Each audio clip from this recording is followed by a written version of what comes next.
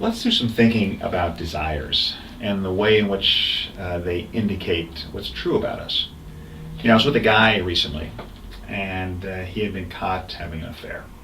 And the guy was miserable, not just because he was caught, but he realized his marriage and his family life, everything was just, destroyed, and there was so much pain. But as I talked to him more, he really felt almost powerless in a sense, in that he felt incredible desire for this woman he had an affair with. And he felt like, I don't have that desire for my wife anymore. And there was a sense in which he didn't really say it explicitly, but if he was really true to himself, he kind of had to do this. I mean, he felt it, and he needed to. And it'd be like he'd be denying himself, be less than he was meant to be if he did it. And that may seem like a crazy way to think about it, but I think actually we live in a culture which often thinks about our desires like that. We think if we really want something, it's somehow really terrible if we deny ourselves it. That, words like self-actualization and self-fulfillment are just words that are spoken a lot about. I mean, if we have a sexual desire, it's beyond that we should fulfill it. It's actually who we are. It's our identity. And that's the kind of language we use around our desires. Now, if you stop and think about it for a moment, we know our desires are actually not to be used like that. They're not who we are.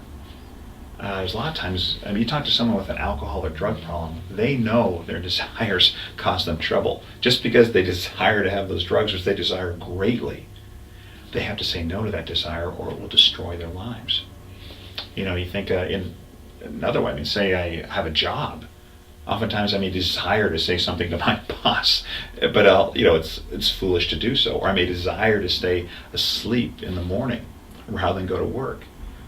But I actually need to say no to those desires. And those desires, they're not about true to who I am. They actually cause me problems. And actually almost every religion and philosophy is in agreement on this one. That desires cause you trouble. And you need to not necessarily obey them. You need to discipline them. You need to shape them. But what's interesting is they have very different views of desires. Like say you take a Buddhist view of desire. Desire is a key concept in Buddhism. It would say that your desires are what cause you suffering. The extent to which you want things, it actually causes you suffering. So the key to finding peace in Buddhism is to transcend all desire. Let go of all your desires. Your desire for money, or your desire for fame or pride, or any kind of worry about the future or the past, or all these kind of desires which cause you suffering.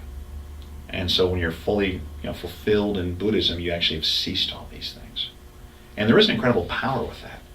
Imagine the power when you no longer need to have something. There's this really empowering thing with that. And I followed Buddhism for a long time, and so I know that feeling. It is really kind of it's strengthening. But I think ultimately it makes you less of the human you're intended to be.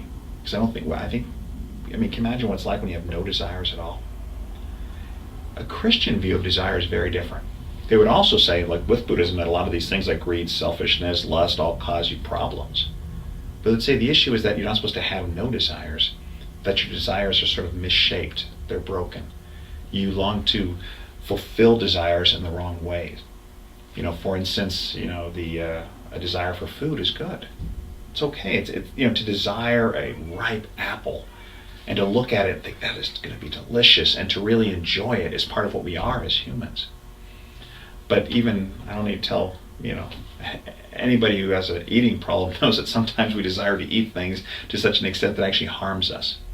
Or if we desire to eat because we're actually feeling depressed and we think we'll get comfort through that food, then our desires have kind of gotten misshaped and they actually harm us.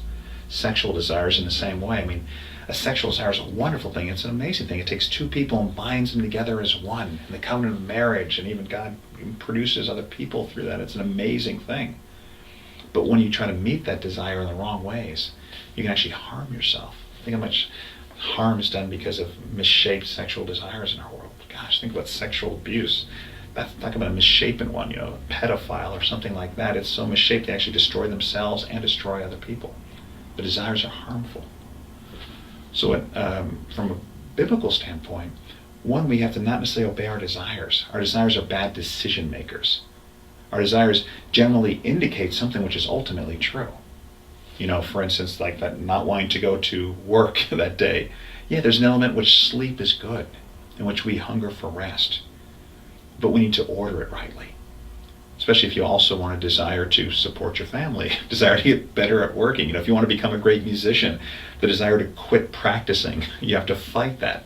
So you've got to discipline your desires. That is that, and for us it's to ultimately have God inform our desires, to begin to understand, to desire that which God desires for us.